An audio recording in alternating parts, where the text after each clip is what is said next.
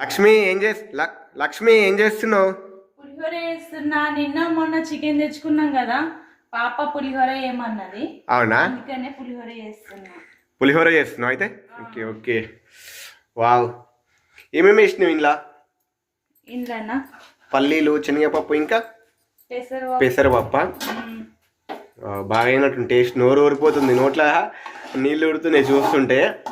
అయితే మాకైతే పులిహోర బాగా ఇష్టం కదా, పాపకు బాబుకు నీకు ఇష్టం కాబట్టి పులిహోర చేస్తున్నా.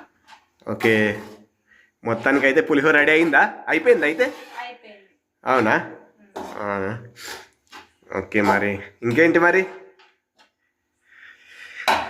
ఓకే ఫ్రెండ్స్, మీరందరు ఏం చేస్తున్నారో కామెంట్ చేయండి. ఈరోజు అయితే మాది పులిహోర కదా? పులిహోరనా? ఓకే, అందరు తిన్నారా లేదా అడుగు మరి ఫ్రెండ్స్ని. హాయ్ ఫ్రెండ్స్, మీరు కూడా తిన్నారా?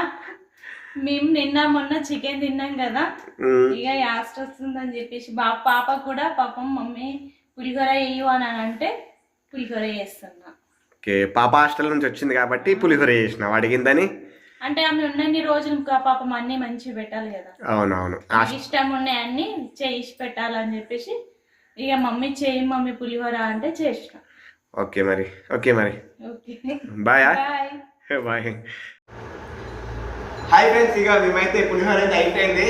పులిహోర తింటున్నాము. మా పాపకి ఇష్టం అని చెప్పేసి పులిహోర చేసింది మా వైఫ్ అయితే ఈరోజు.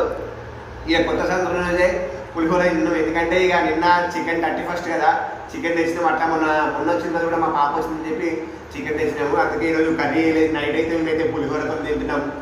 ఓకే ఫ్రెండ్స్, మీ అందరు ఎట్లా ఏం కూరతో అన్నం తింటున్నారో కామెంట్ చేయండి. Okay bye. ఓకే,